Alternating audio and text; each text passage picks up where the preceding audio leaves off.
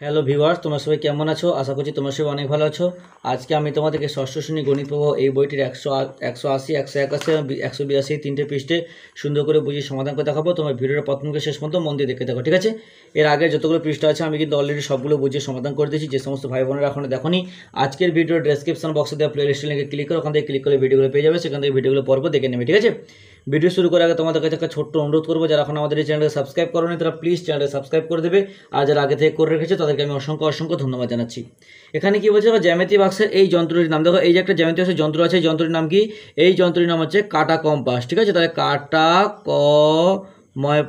Compass বলছে এই যন্ত্রটি এক বাহুতে কাটা ও অপর বাহুতে পেন্সিল লাগানো আছে। তাহলে এই যন্ত্রটিতে একদিকে পেন্সিল এবং একদিকে কাটা, যেমন দেখো এইরকম করে লাগাতে হয়, ঠিক আছে? এবার কি বলছে, স্কেল পেন্সিল কম্পাস সাহায্যে যে কোনো নির্দিষ্ট দৈর্ঘ্যে ব্যাসার্ধ নিয়ে কীভাবে বৃত্ত আঁকতে পারে দেখি। তাহলে আজকে আমরা কী করবো, বৃত্ত আঁকা কিন্তু শিখবো। এখানে দেখো AB সমান 2.4 সেন্টিমিটার। এখানে দেখো 2.4 সেন্টিমিটার একটা সরলরেখাংশ এঁকেছে।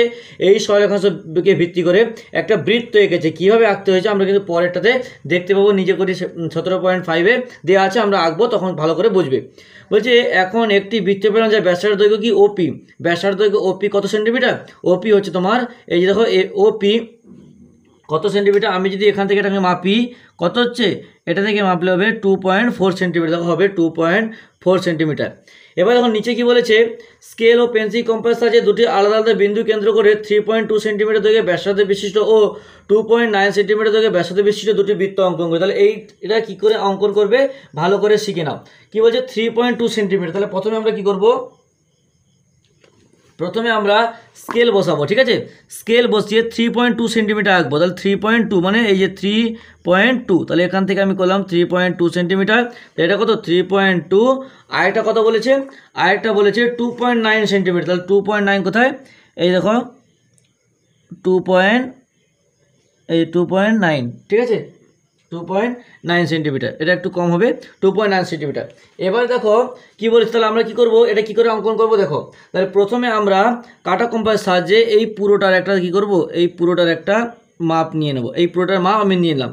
মাপ নিয়ে আমি যে কোনো একটা জায়গায় বসিয়ে দিলাম, বসিয়ে সেখানে বরাবর দেখো বৃত্তটা সুন্দর করে গোল করে দেবো। দেখো এখান থেকে ওখানে বসিয়ে এই যে মাপটা নিলাম, ওই মাপে কিন্তু আমি সুন্দর করে এটাকে গোল করব, ঠিক আছে? এটাকে আমি সুন্দর করে গোল করে দিলাম। গোল করলে দেখো এটা পুরোটা কিন্তু AB একটা এই যে গোল করে দিলাম। গোল করে দিলে এটা দেখো এখানে, তারপর এখানে এই যে বিন্দুটা আছে, এই বিন্দুকে এখানে আমি যোগ করে দিলাম। যোগ করলে এটা কত সেন্টিমিটার হবে, এটা হবে 3.2 সেন্টিমিটার। পরেরটা একই রকমভাবে কত বলেছিল, 2.9 সেন্টিমিটার। তা 2.9 সেন্টিমিটার একই রকমভাবে আমি কী করবো, এখান থেকে এর মাপটা নিয়ে নেব। মাপ নিয়ে যে কোনো জায়গায় একটা বসিয়ে দেবো। এখানে ধরো বসালাম, বসিয়ে এটা কিন্তু গোল করে সুন্দর করে গোল করে দেবো। গোল করে দিলে আমাকে 2.9 সেন্টিমিটার একটা বৃত্ত হয়ে গেল। এরকম করে যতই মান বলবে তারপর এইখান থেকে এটাকে আঁকা টেনে দেবে, 2.9 সেন্টিমিটার লিখে দেবে। যত বলবে সেটা প্রথমে স্কেলের সাহায্যে এখানে এঁকে নেবে, সেই অনুযায়ী কাটা কম্পাসের মাপ নেবে। মাপ নিয়ে যে কোনো একটা জায়গায় বসিয়ে গোল করে দেবে, তাহলে কিন্তু বৃত্তটা অঙ্কন করা হয়ে যাবে। এবার বলছে জ্যামিতি বাক্সের এই অর্ধবৃত্তাকার যন্ত্রটির নাম কি? এই যে একটা অর্ধবৃত্তাকার যন্ত্র দেখতে পাচ্ছি, এর নাম হচ্ছে কি? এর নাম হচ্ছে চাঁদা। এই যে দেখো চাঁদা, ঠিক আছে?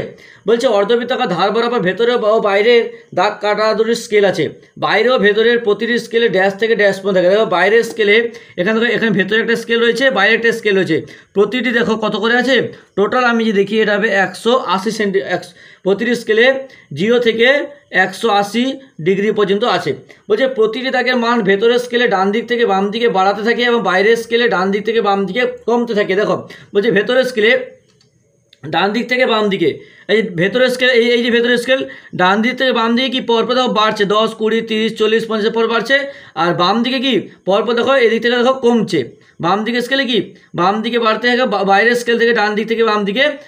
বলছে ভেতরের স্কেলে ডান দিক থেকে বাম দিকে বাড়তে থাকে। ভেতরের স্কেলে ডান দিক থেকে ভেতরের স্কেলে ডান দিক থেকে বাম দিকে, এই যে ডান দিক থেকে বাম দিকে যে পরপর 10, 20, 30 বাড়তে থাকে। এবং বাইরের স্কেলে ডান দিক থেকে বাম দিকে, যে বাইরের স্কেলে দেখো এটা পরপর কিন্তু কমতে আছে। এদিকে দেখো 10, 20, 30 বাড়ছে, আর কিন্তু উপরে দেখো 170, 160, 150 পরপর কিন্তু কমছে থেকে, এটা কি কমতে থাকে।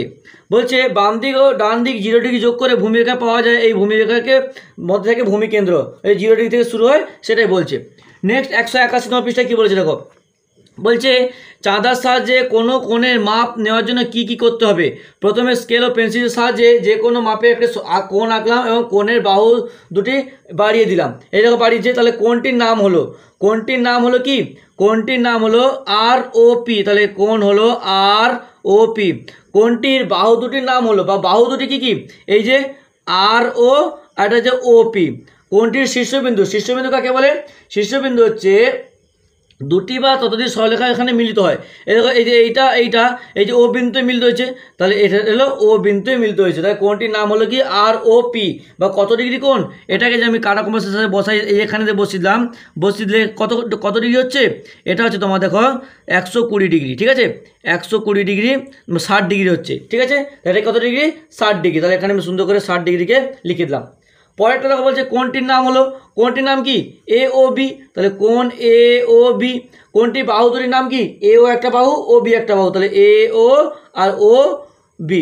তাহলে কোণটির শীর্ষবিন্দু কি ও, দুটো বিন্দু মিলিত হয়েছে। এবার বলছে কি দেখো কোণ এ ও ডিগ্রি, এ ও বি সমান কত ডিগ্রি। তাহলে এ ও বি কোথায়, এ ও বি, এ ও বি। তাহলে আমি কি করব, এই যে মিডলে রেখা আছে এইটার সঙ্গে এই যে এখানে যেখানে শীর্ষবিন্দু যোগ হয়েছে সেটার সঙ্গে সুন্দর করে এটাকে একদম সাইজ মিলাতে হবে। মিলিয়ে দিলে কত ডিগ্রি হচ্ছে, 40 × 5 = 45। তাহলে কত হচ্ছে এটা, এটা হবে 45 ডিগ্রি হচ্ছে। তাহলে এ ও বি সমান 45 ডিগ্রি। এখানে চাঁদার ভেতরের বাইরের স্কেল ব্যবহার করা আছে। তাহলে চাঁদার কোথায় কোনটা ব্যবহার করা আছে, ভেতরের স্কেলটা ব্যবহার করা আছে। তাহলে চাঁদার ভেতরের স্কেল ব্যবহার করা হয়েছে। পি ও কিউ, তাহলে পি ও কিউ কোথায়, এই যে দেখো পি ও কিউ। তাহলে আমি কী করবো, এখানে সুন্দর করে বসিয়ে দেবো। বসলে কত ডিগ্রি হচ্ছে এটা, এটা দেখো এটা হচ্ছে তোমার 60 ডিগ্রি। তাহলে এটা কত, 60 ডিগ্রি হচ্ছে। তাহলে এটা হবে 60 ডিগ্রি। তাহলে এখানে 60 ডিগ্রি বসিয়ে দিলাম।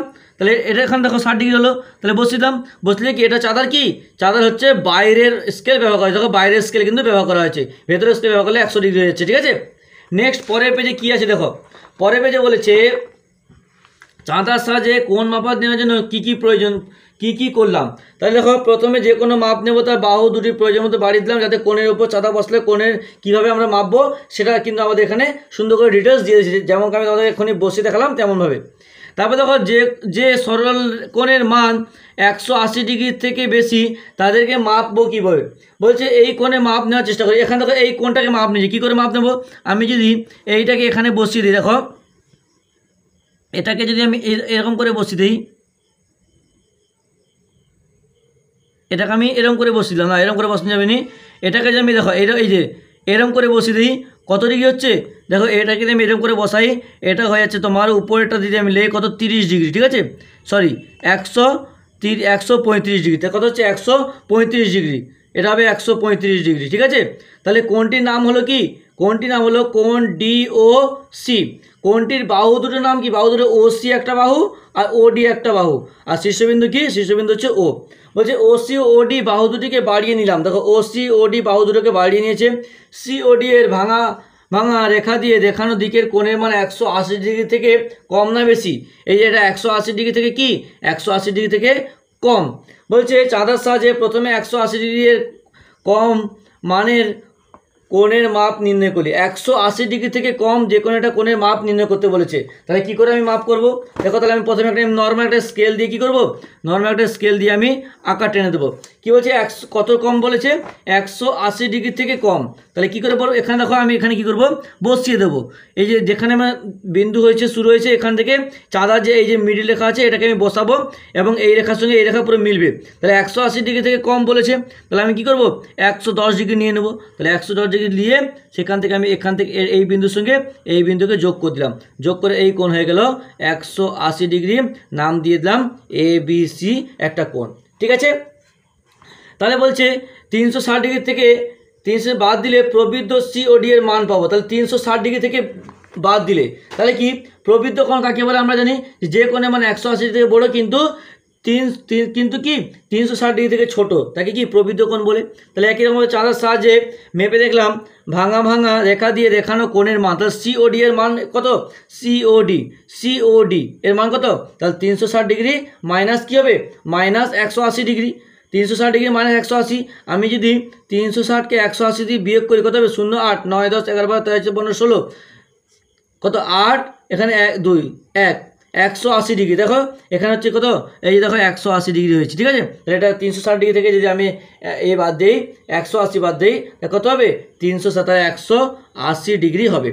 বলছে যে কোণের মান 180 থেকে বেশি কিন্তু 360 থেকে কম, তাদেরকে কী কোণ বলবো? যে কোণের মান কি বলছে 180 ডিগ্রি থেকে বেশি কিন্তু 360 ডিগ্রি থেকে ছোট, তাদেরকে কি বলবো? প্রবৃদ্ধ কোণ বলবো। যে কোণের মান 180 চেয়ে বেশি কিন্তু 360 ডিগ্রি থেকে কম, তাদেরকে কি বলে? প্রবৃদ্ধ কোণ। যেখানে লিখে দিয়েছে, বুঝতে পেরেছো? তাহলে এরকম করে আমাদের চাঁদা ও পেন্সিল কম্পাস সাহায্যে এরকম করে আমরা যে কোনো কোণ মাপতে পারবো। তাহলে আজকে এত থাক, পরের দিন পরে যে পেজটা আছে সেটা সমাধান করবো। ভিডিওটা একটা লাইক করে তোমার অন্যান্য বন্ধুদের মধ্যে শেয়ার করে দিই প্লিজ। তোমাদের একটা লাইক আমাকে কিন্তু পরবর্তীকালে আরও ভালো সুন্দর ভিডিও বানাতে উৎসাহিত করে তোলে।